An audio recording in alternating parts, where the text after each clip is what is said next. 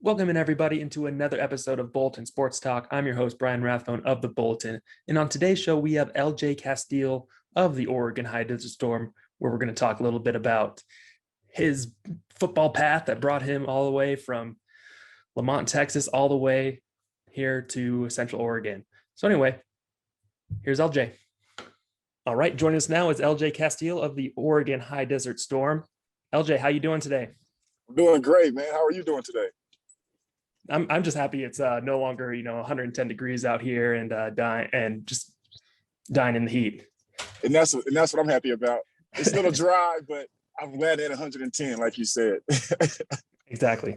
Well, LJ, I'm going to hit you with this fact that's going to kind of blow your mind right off the bat.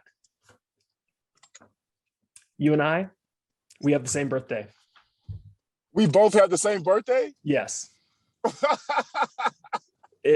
If the media guides at University of Houston and Wikipedia were correct, September 7th. Yes, and then the way we ran into each other, I mean, come on, man. That's another great story. This last week, I'm at the stadium where you guys are about to practice. I opened literally every door, trying to get into the arena, and they're all locked, and then you see me just like helpless out there. It's like, hey man, need a ride? Need a ride, man? He's like, yeah, I'm just trying to get in. Yeah, you have no idea who I am. That's how we first met. Man, the universe works in mysterious ways, man. Yeah, quite the meet cute. We will never forget this story. Yeah, exactly. So you come from Central Oregon. This is your first time being out here, I take it. Yes, first time. How are you liking it so far? How's kind of the whole I really like it. It's different. It's a very different culture. It's laid back. Coming from Houston, Lamarck area is very fast and very diverse and populated. Here it's pretty laid back. You're able to enjoy yourself in nature. It's really slow. I really like it, man. I really do. Yeah, it's definitely doesn't have kind of that big city vibe or like that metropolitan vibe that a Houston would probably have. Yes. It's time for some rest time. Exactly. So kind of want to talk about, football, kind of how you end up in Central Oregon playing for the Storm. Like you said, you're from Lamarck, Texas, outside of Houston. You were a great football player, in high school during that time, way back in, was that like 2006? Yeah, 2005, 2006. 2006. Yeah. I got to Oregon, man, with Keith Evans, the head coach. I was playing arena football for a very long time, AFL 1 for Los Angeles Kiss and New Orleans Voodoo, Utah Blaze, a few teams like that. And I took a break from it to work on my detox business and, help some of the younger people with the knowledge that they won't have from not going to the higher levels. And right before Corona came, Keith called me and said he'll be coaching for Wenatchee Skyhawks. And when I come out of retirement, and I said, sure, man, I'm not doing anything. I'm chasing my business, going state to state, pursuit of happiness. And I went to Wenatchee, then Corona came. Mm-hmm. So I was stuck in Wenatchee for the whole Corona time with no football or anything. And Keith called me right after Corona and said that he's moving to Mid-Oregon. And do I want to keep playing? And I was like, sure. So that's how I got to Mid-Oregon, man. And I'll be here a long time. I'll be here a long time. Mm-hmm. Yeah, it's crazy. Yeah, Keith, he talked to him before, and he was like saying, like, yeah, I tried to bring in, these veteran guys, trying to get this team kind of started. Obviously, this is the first year. 3 years. He's been trying to get me out for 3 years, man. So this is a really good season for us. This is a really good season, man. Mm-hmm. You guys have any success on the field? How do those like recruiting pitches from Keith and these arena balls? They're like, hey, we need you. Yeah. Well, now these days, I'm 33 now. I'm not the younger guy chasing the NFL and all that no more. So it's kind of more. He comes at me more of a more business aspect, opportunity. He kind of knows I was not more homeless, but I'm looking to sit down somewhere. Mm-hmm. So he called me and asked me, hey, I know you're retired, but I got opportunity for you. You can do your business here. They're really looking for help here. And it's a lot of jobs and a lot of housing. So he came to me really professional and more of a life opportunity more than a football contract, if that makes sense. Mm-hmm. That's because I mean, you guys are, professional players, but I can't imagine that you're not signing for, NFL money or Yeah. that. So that's exactly where he came to me with, he knows my caliber, but he knows my situation. So, not being able to pay me as much as he wants, he really gave me a lot of opportunities for me to get for myself. So that makes me want to go and play even harder for him, that somebody can see that I need opportunity more than money, if that makes sense. Yeah, absolutely. So coming out of out of Texas, out here in Oregon, you kind of hear, Texas, high school football, you're like, oh, it's religion, and it's so big. It is, man. It is. For the it's people different who, here. yeah, for the people who didn't get experience, at the level that you did, you kind of let us know what it's really like out there. You mean more so of the NFL Canadian level, or more of Texas football in general? Texas football in general. Yeah. I started playing football at 4 years old, so that tells you what the breeding in the culture is. That's all it is. Like you said, it is a religion from birth, man. If you're not playing sports, Texas football, man, it's like you're not doing anything, man. It's a religion. It kind of blew my mind right now. I'm looking back at my life and I'm like, wow, that's all it is football. On Friday nights, the whole town shut down and the lights come on. Wow. I'm sorry, man. This is blowing my mind, dude. Texas football is huge. I've been to a lot of states, man, and football in Texas is like basketball in New York or Philly. It's like that's what it is. It gets you where you need to be, educational wise. Mm-hmm. Yeah, man. It is what it is there. You're right. It's a religion. It is. All wow. Right. Glad to hear the rumors are true then. Yeah, it is. You kind of took me back to look at it for myself for the first time. Well, could you kind of elaborate more on just like how do you kind of see it, like you started when you're young? What about those Friday nights when you're when you're suiting up for was it a La Marquette? So in La Marque, man, we have a tradition of state championships. So there's a lot of expectations. And I played quarterback on varsity as a junior. So if I didn't perform as a child, it's a lot of pressure. It felt like the NFL. Mm-hmm. I mean, everybody expects us to win in Texas. That's their bragging rights. That's what they live for. That's their religion. I've had more pressure playing football in high school than I did in the NFL or arena. When I think about it, even playing 5 years old as a quarterback, it was, we must win. There's no other thing. There was none of that. Did we win, mama, or lose? She didn't tell you, did you have fun? No, it wasn't about fun. No, Even no at a fun. younger age, you lost. And I started crying. So yeah, it's really intense, man. That is the culture there, football. Mm-hmm. So obviously, a ton of good players from the area. Are there, some players that you kind of like grew up with that, went off and played in the NFL, or, were, big time kind of college players that you just kind of look back like, oh man, I remember playing against these guys on. For example, if I start more recently, I played with Case Keenum, Donnie Avery, Jackie Battle. A few of these guys went to the next level. Marquay Love from University of Houston. Mm-hmm. In high school, I had my receiver named Jared Perry. He went to Missouri. He went off to the NFL for a while. He's still playing arena football. But not a lot of my friends went past college. We signed 17 players, D1.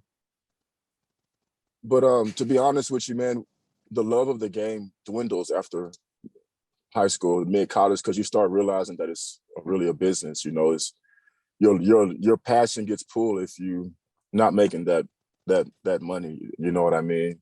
Mm-hmm. After so long, from 4 years old, it just, yeah, you start to really tear away from it, man. It's more of a business, Mm-hmm. Yeah, Texas football. Texas football. Here's an interesting question for you.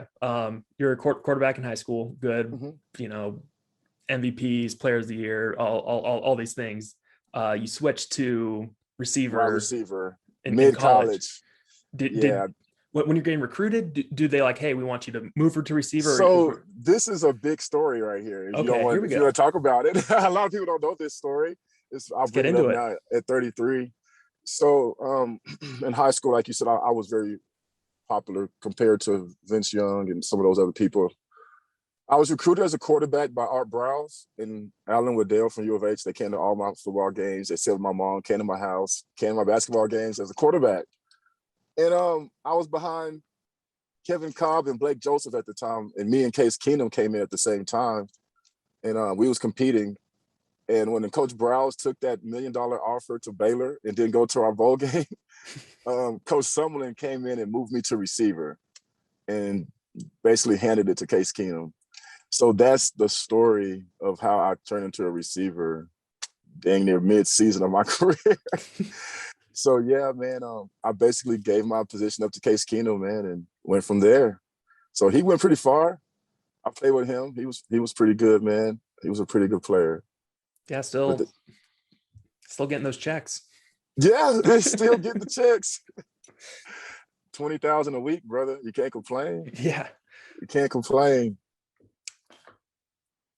So But you make football, moving to receiver was pretty tough at first because of my mindset. I didn't want to do it. But as I got going, I realized how I was at an advantage because I played quarterback. And that's just like going from one step to another because I knew the holes to sit in. I just knew where to be as a receiver because I knew where I wanted my receivers to be. So it was really a good move. You know, I don't regret it at all. I really don't regret it at all. Yeah, and plus that's got to be a pretty fun offense to play receiver in because they're just throwing the ball a million times a game. Yes. I had Cliff Kingsbury, Dana Hargison. Yeah, we had we ran the Texas Tech offense. Yeah, that's pretty wide receiver friendly. Like really friendly. Yeah, if you're gonna play in any offense, that's one to that's the like, offense to be in, man. Texas Tech, the air and gun, run and shoot. Dang, dude. That's crazy. That's a killer coaching staff right there. Yeah, Coach Summerlin, Kevin Summerlin, Cliff Berry, Dana Hargison. It doesn't get any. Yeah. We went pretty far that year. We was really highly ranked those years. Yeah. Well, here's one thing I'm wondering. You know, obviously, you know, the 2008, 2009, time for football is a little different than it is, 2020. You have quarterbacks that are, much more, athletic, much more dual threat, versatile. Yeah. Much more versatile. Do you think you were just a quarterback that was just came in a little too soon? Oh no, I was of that caliber at that time. It was more of a business decision, if you would call it, in college. I could have competed at the time, but it was more of a professional business move by my head coach. Yeah, it wasn't asked for, but it was professional. It was a real business move. Yes, sir. Yes, sir. So I was looking through your the media guide for Houston, for University of Houston football, and it says in basketball, obviously a hooper as well. Yeah, I was supposed to double sign, man. I was supposed to double sign from coming from Lamarck to U of H for basketball and football. And once I got there, we had discrepancy. Coach Browse really didn't. Yeah, he didn't want that, and I just took the football scholarship. I wasn't as tall as some of the other guys either, so I just, another business decision. Yeah. But yes, sir, I was pretty good in basketball, man. I was going to double sign, yes, sir. We also I forgot about all this. It says you won the Dennis Rodman Award, and I am the Dennis Rodman Award. Where are you finding all of this? Dude, that's amazing. I did win the Dennis Rodman Award. I actually met him when I played for LA Kiss. Dang. What is the Dennis Rodman Award, by the way? How does someone win it? Because the Dennis Rodman Award. And it does. I was that guy getting all the rebounds. I was diving on the ground, saving the ball from going out of bounds. I was diving in the crowd after, blocking the shots. I was just that big hustle player, So they gave me the Dennis Rodman award. I didn't get any fights or anything, but I was just a guy that was just always everywhere, making those Dennis Rodman plays. Okay, making the hustle plays, because making the hustle plays. Yes, the ball's on the ground. I'm the one diving for it and making sure we get it. Okay. In basketball. Hey, I know you. Yeah, that's good to know, because that all of a sudden I was like, oh man, Dennis Rodman Award. I'm working with the Bulletin man right now. Yes, sir. So you spent some time in the camp with the Cleveland Browns, after your college career. Heaven. Cleveland Browns. With the Browns, we watch, Hard Knocks, so we kind of get like an inside look into, what a training camp is. What's the training camp experience like? I could not give you that answer because, once again, my journey was so different than the normal athletic football player coming out of college. I came out of college during the lockout. So, okay. Yeah, my career was very deterred out of my hands, man. The lockout year really took me out of OTAs. I didn't get an OTA. I didn't get a rookie camp. So I can tell you what a real camp was like, man. It was fun, but it was really competitive. I didn't feel like I was worthy, if that makes sense. I was practicing with some of the bigger guys, So it's intense, man. It's more meeting than football. It's a real mental game, man. It's really mental. It's more meetings and videos and meetings than it is football practice, dude. It's a time. You have no life. I hate to tell my NFL. I hate to give the scoop on NFL life, but dude, you don't have a life, man. Yeah, but you pay, like, you get paid for it, but man, yeah, they ask you to wear their clothes. Vendors give you money to wear their clothes, and it's heaven, brother. It's heaven, but you don't have a life. You don't have a family no more. Yeah, I couldn't give you the real scoop of the mini camps and all that. I didn't get to go to those things. Okay. Yeah, that was a fun place, man. The NFL is fun. How so? Dude, it's like you don't want for anything. I mean, you eat the best of the best foods. You have the best of the best facilities. I don't want to say society sees you. They put you on a higher standard. You do have to behave yourself at a higher level, but you're a god, man. Like, you're doing things that only 1% to 2% of people are doing. No matter how long you're in the NFL, you're in it, and that's fun, bro. It's heaven. It's very euphoric to know that all these children are really looking up to you and aspire to be you. So that's what I mean when I say it's fun, man. It's just, you're doing something that many people will never have the chance to do. So that's when I say fun. You're living your dream. Yeah. Yeah, when you get, I mean, you go undrafted, but you get a call like, hey, from the Browns, like, hey, we want to bring you in. Yeah, what's that feeling? I cried. I cried, man, because I was supposed to be drafted, and once again, all the lockout stuff, you know how that goes with the politics and business. But I had let go, I was like, okay, it's over. Arena football now.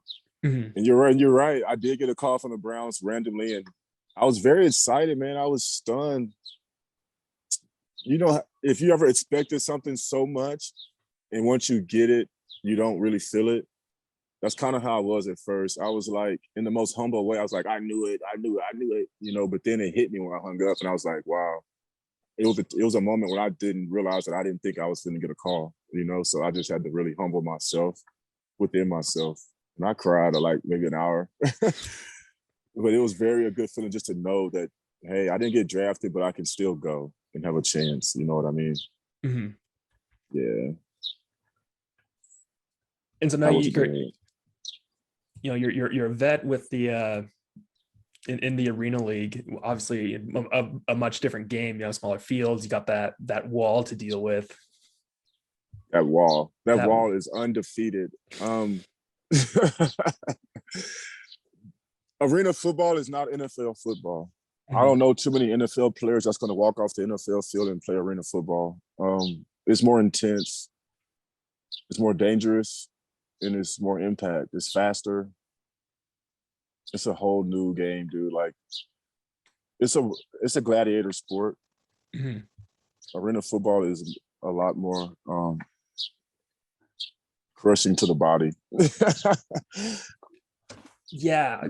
Well, one of the games I went to is when you guys beat Idaho, and yeah, that was my first game. Yes, this Idaho receiver, like very first, like third play of the game, maybe, like goes up for a ball, flips over the over the wall. I've done that so many times in my rookie year when I played AFL 1. You're not gonna see too many 33-year-olds doing that anymore.